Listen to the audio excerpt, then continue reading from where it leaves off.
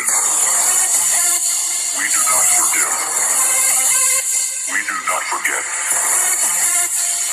Anonymous. We are Legion. Anonymous. Expect us.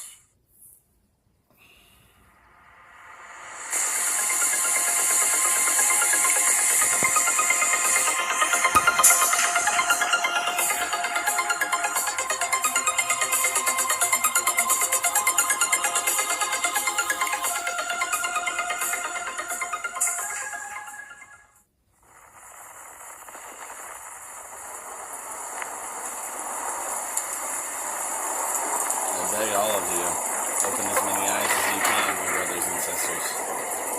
Share this far and wide. I'd never seen a sky that color. Resistance. Yellowy, black, greeny, purple. It was uncanny. Oh, it was a day and a night that we shall never ever forget. I couldn't believe that this was happening. First the sky, and then this horrible smell. Really sulphurous. Thunder and lightning, and it was horrible.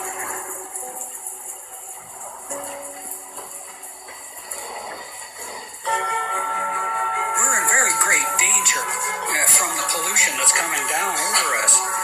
And we've been led astray by the Is the government military-industrial spraying complex. dangerous chemicals over us from Is the government planes? experimenting with our That's the weather? question at the heart of a phenomenon called chemtrails. Chemtrails is a Now term getting referring to the widespread visible attention. trail left by aircraft in Millions the of tons sky. of toxic poisons released by our Confirmed that planes during the as Cold part of War, the the government United plot to States affect military climate change. conducted The government is up there in airplanes spraying all kinds of chemicals to change and manipulate the weather, leaving what you see there, and they call that a This isn't a chemtrail. joke, people. Geoengineering. They say it puts This is the poison in the worst soil thing and ever. water. High levels of these Increases the chemicals level in our of rain UV and soil. Using planes to spray chemicals into the atmosphere Heavy to metals manipulate reflect what the we sun's call rays. And that's why health department records show a sharp increase in barium and aluminum in California's water supply. Shall propose further cooperative effort between all the nations in weather prediction and eventually in weather control. The Army's need to know more and more about weather that surrounds this planet is a vital part of the expanded research program of atomic weapons. We all talk about the weather. The Army is doing something about the weather. Yeah. How old is that? How old is this? Think of this. They figured out how to do this in the 50s and 60s. What do you think they know how to do now? Think of this, my brothers and sisters. This is how it started. Think of where we're at.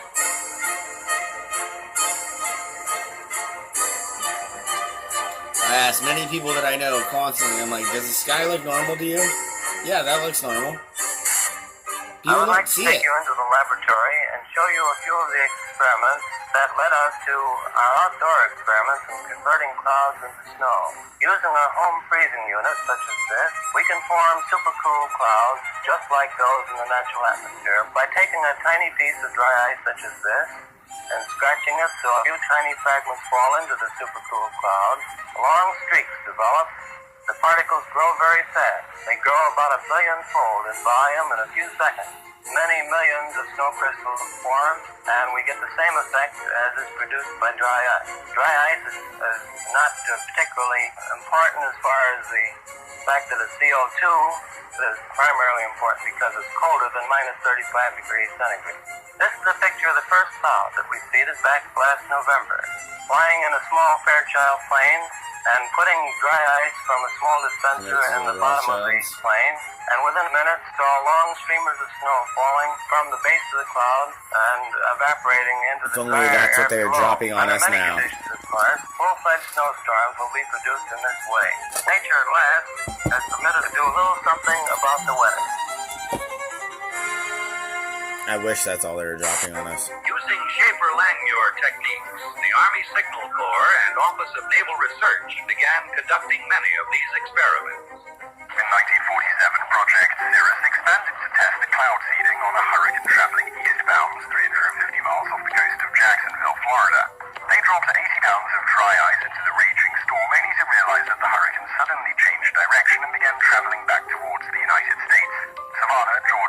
hit by record-breaking winds of up to 85 miles per hour, more than 1,500 people were left homeless, and at least 2 people died. Total damage was reported in the millions of dollars, and the project and its participants were blamed for what happened.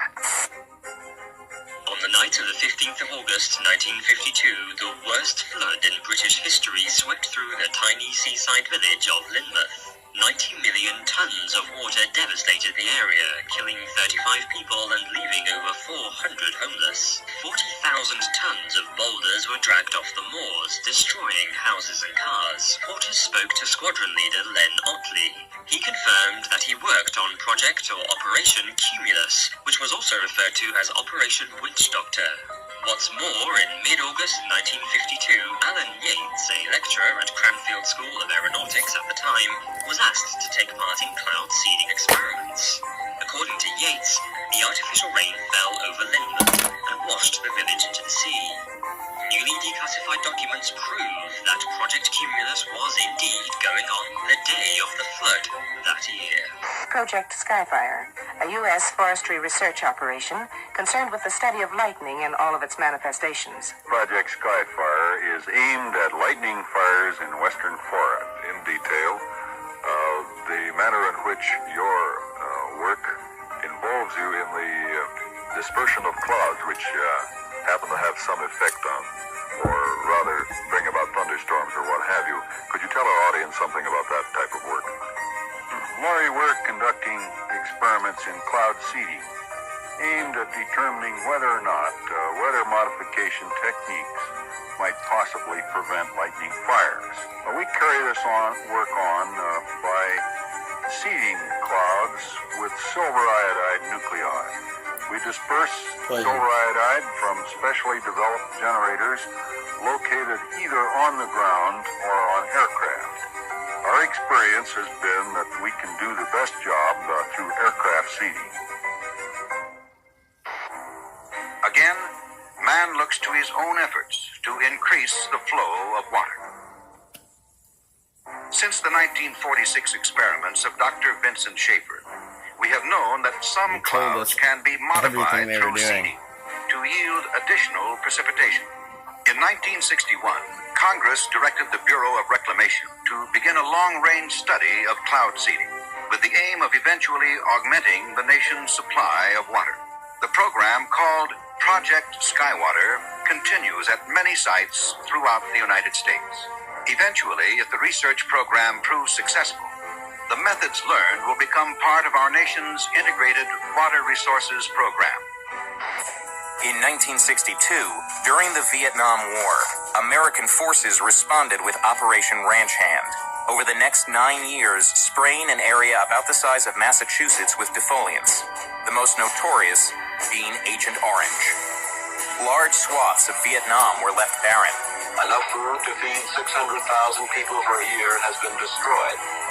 Despite this sudden devastation, U.S. officials said the spraying created no lasting harm. Milton Ross, a Special Forces advisor near Pleiku, has a son born without the tips of his fingers. North Vietnam charged today that defoliants have produced many instances of miscarriages, congenital defects, and monstrosities among children. The Vietnamese government insisted the cause was Agent Orange. Although that war was long ago, there is lingering anger about the United States' use of a controversial defoliant spread by American aircraft in the jungles there. An epidemic of birth defects, brain damage, and rare cancers still affecting hundreds of thousands of Vietnamese today. According to environmental studies, high levels of dioxin could still be found in the soil in certain areas and had seeped into nearby lakes. Agent Orange was a safe product when it was used in the Vietnam War. It's a safe product today. Safe? It was meant to kill. I got something to say. I want to know how come the fascist pigs have been seeding the clouds. Right. The last hour in the air, look at this. going over it twice. People in the 70s and 80s with all the smoke coming out of them seeding the clouds. And I want to know, why that stuff is going down, man. And why doesn't the media report that stuff to the people, man? I'm telling you what happened. The planes come over an hour and a half and they see all the clouds, dog. People of unknown origin were seeding the clouds over the I don't know what they hope to prove, man. Project Storm Dude, these Fury people were not assembled a stupid. team of highly trained scientists and technicians to fly into mature hurricanes. Scientists working on the project were convinced that they could reduce hurricane devastation using a process called cloud seeding by spraying the thunderclouds inside the hurricane with a chemical called silver iodide. This would become known as the Storm Fury hypothesis. The seeding planes fly across the eye and into these clouds, seeding the supercooled water droplets from the belt of maximum winds outwards. As the silver iodide turns the supercooled water into ice, the heat released during this process causes the seeded clouds to grow and develop into a new outer eye wall.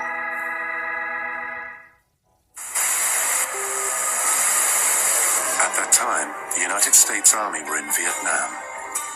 Pierre Saint-Amand was part of the team assembled in a top-secret cloud seeding operation known simply as Project Popeye. In May 1967, as monsoon clouds developed over the Ho Chi Minh Trail, Armand and his team put their new weapon to the test. We ejected the material so that it fell into the growing part of the cloud, and it rained very heavily out of it, and everybody was convinced with that one experiment that we had done enough. Project Popeye had opened the door to a new and dangerous type of warfare.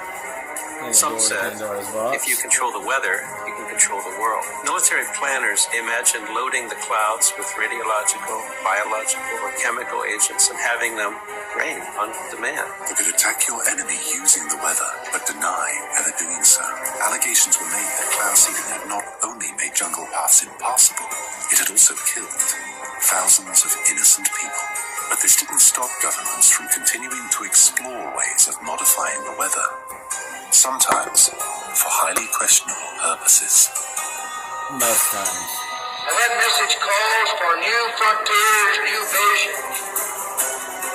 It calls for us taking the steps now that will make us no longer second in space and in science. It lays the predicate and the foundation for the development of a weather satellite that will permit man to determine the world's cloud layer and ultimately to control the weather. This was over 50 years ago. This is the president. Do you not see? It's necessary to provide a nuclear rocket that will produce benefits that are so unlimited that I couldn't tell you about them if I had all that. Do your own research, my love. July 1976. Strange, unexplained blackouts in worldwide communications plague the globe and are covertly transmitting extremely low-frequency waves, otherwise known as ELF waves. It's called the Russian woodpecker because it was essentially that sort of clicking, pecking sound. In 1982, a report by Pentagon researcher L. Ponte alleges the Russian woodpecker signal is actually creating layers of artificial ionization in the upper atmosphere, which means it could have been bending the jet stream and altering global wind patterns. There's been a lot of research in military labs over what you can do with putting radio waves into the atmosphere. Some of the research indicates that one can move the jet stream around and thus induce weather conditions. It's no coincidence that the United States began building its own mysterious array of antennas. HAARP is the High Frequency Active Auroral Research Project, originally a joint effort of the Air Force and Navy in cooperation with a number of academic institutions. Of 180 antennas, approximately 72 feet tall, linked together to function as one giant steerable antenna. Steerable because it can aim millions of watts of ELF waves into one tiny patch of the atmosphere. HAARP is one of several ELF wave transmitters located all over the globe. Working in tandem, these transmitters alter the weather anywhere in the world, potentially changing the jet stream's course entirely. The intense energy being beamed into the sky by HAARP sends pulses of ELF waves into the ionosphere. The waves get reflected back down and pass through the earth and ocean. But HAARP's startling potential doesn't end there. It's linked to a strange phenomenon occurring in our skies. On clear days, you can often see long white lines being traced high in the sky. They are contrails of jet aircraft, actually long, slender clouds. Weathermen are finding them especially fascinating because a theory is being developed that those long white lines may be changing our weather for the better. Details from Roger O'Neill. The exhaust from jet engines, usually seen as long, thin trails of white clouds behind high-flying jet airplanes, may be a big reason why there are 30 fewer days of sunshine a year in the Midwest now than there were in 1900. The daily range between high and low temperatures has also narrowed. In the And you're absence breathing of in shit natural that plays clouds, into given the correct atmospheric conditions, jet aircraft in high frequency can almost completely cover the atmosphere with clouds. No one is trying to make clouds now using jet engines, but this study suggests that jet travel is inadvertently making our days more cloudy. And someday, weather researchers may be able to use jets on purpose to change our weather. Roger O'Neill, NBC News, Champaign, Illinois. And finally, a federal report today predicted possible catastrophic warming of the Earth by the 1990s with the strong climate change. Hurricane Gloria is moving on the East Coast tonight like a monster out of a science fiction film. 3,000 homes went underwater, and of those, almost 900 were destroyed. From 1987 through 1992, California experienced the most severe drought in the state's history. According to NOAA, an anomaly occurs in the jet stream. The winds appear to change direction, blowing east to west instead of west to east, indicating the jet stream coming into the west is suddenly much weaker than normal, causing a drought. By 1995, the jet stream returns to normal. Here, there were huge problems with flooding. Intersections and parking lots underwater, homes threatened, people trapped in the river that you see out here behind me, forcing those dramatic rescues. This U.S. Air Force report graphically outlines the military's desire to exploit and manipulate the weather for the purposes of war by the year 2025. According to one of the most harrowing lines in this report, quote, weather modification is a force multiplier with tremendous power that could be exploited across the full spectrum of war-fighting environments. Man-made global warming is no longer just a theory about climate. It is the defining moral and political cause of our age. It is presented in the media as having the stamp of authority of an impressive international organization. The IPCC. The United Nations Intergovernmental Panel on Climate Change, or IPCC. I've often heard it said that there is a consensus of thousands of scientists on the global warming issue and that humans are causing a catastrophic change to the climate system. Well, I am one scientist, and there are many that simply think that is not true. The final conclusions are politically driven. This claim that the IPCC is the world's top 1,500 or 2,500 scientists. You look at the bibliographies of the people, and it's simply not true. There are quite a number of non-scientists. And to build the number up to 2,500, they have to start taking reviewers and government people and so on, anyone who ever came close to them. And none of them are asked to agree. Many of them disagree. Those people who are specialists but don't agree with the polemic and resign, there have been a number that I know of.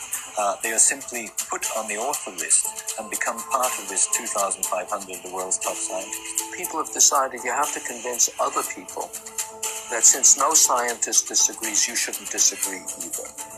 Climate scientists need there to be a problem in order to get funding. We have a vested interest in creating panic because then money will flow to climate science. It's become a great industry in itself. And if the whole global warming farrago collapsed, there'll be an awful lot of people out of jobs and looking for work. There's one thing you shouldn't say, and that is, this might not be a problem.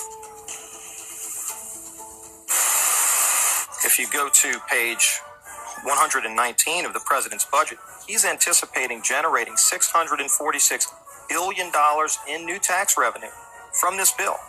So clearly the president expects this bill to generate $646 billion in new taxes that even his own budget director has said would be passed on to consumers. So you must have been listening to our testimony that we've had for the last few days with dozens of experts that have come in who have given completely different views. Well, so I would encourage you to go back and look at the testimony this committee's heard. Dude, we're talking about that can export millions of jobs out of our economy, out of our country, and testimony's been given just to those numbers. And so we're talking about a serious consequence that there would be on this country. The carbon would be emitted, but it would be emitted in China and India, and the jobs would go to China and India.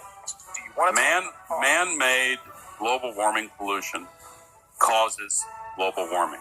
It's my understanding that back in 1997, when you were vice president, Enron's CEO, Ken Lay, was involved in discussions with you at the White House about helping develop this type of policy, this trading scheme. And is that accurate? Is it inaccurate? It's been reported. I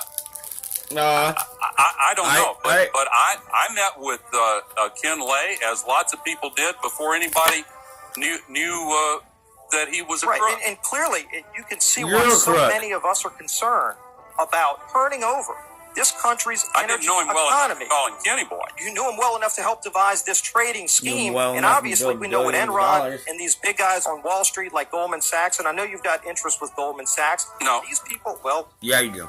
That's been reported. Is that not accurate? No, I wish I did. I'm saying that there are going to be big winners and big losers in this bill, and I think that should be noted, that companies like Enron helped come up with this trading scheme that would promote... Enron... I don't know if this is true or not, that some scientists are trying to figure out a way to block the sun to try to slow down global warming. Yeah, it's a measure of the feeling of desperation that some of them feel. Are they really thinking they could do that? Well, some of them are seriously proposing, and I think it's completely nuts. Yeah. You put another kind of pollution, sulfur dioxide, up to orbit, cover the atmosphere. The sky won't be really blue in the way it is now anymore, but it would block out some of the sun's heat so that we wouldn't have to take the difficult steps to stop spewing all this global warming pollution into the atmosphere. And of course, there are a lot of problems with what they're proposing. You could actually spray sulfuric acid in the stratosphere 20 kilometers over our head and use that to stop the planet warming up in a kind of ugly tech fix. You can spray something into the atmosphere to change. Spray pollution into the atmosphere to stop it warming. How do you do this? You'd start with a fleet of modified business jet and say 20,000 tons of sulfuric acid into the stratosphere. And each year you have to put a little more. And this doesn't, in the long run, mean that you can forget about cutting emissions. We will need to rein in. No, we'll get to it eventually. So in the meantime, we're shrouding the earth in sulfuric acid. So people are terrified about talking about this because they're scared that it will prevent us cutting emissions. Right, and also that it's sulfuric acid. We put 50 million tons of sulfuric acid in the air now as pollution, and it kills 1 million people a year worldwide. Okay, but it'll be better if we put more in. We're talking about 1% of that. 1% more, we're just killing 10,000 more people. You can do math. What happens to the sulfuric acid after it's sprayed? Does it just stay up there? No, it rains down, but it's a tiny addition to what we're already doing. Is there any possible way this could come back to bite us in the end? It actually turns out to be an old idea. This was known since President Johnson. You ever look at those planes up there? They have contrails behind them. Maybe all those planes with the contrails, maybe they're actually spraying chemicals into the atmosphere right now, and Uncle Sam isn't telling us. They are assholes. Extremely unlikely. The fact that the United States is not telling something to its citizens, that seems extremely likely to me. Read the newspaper. I think they might have your idea already.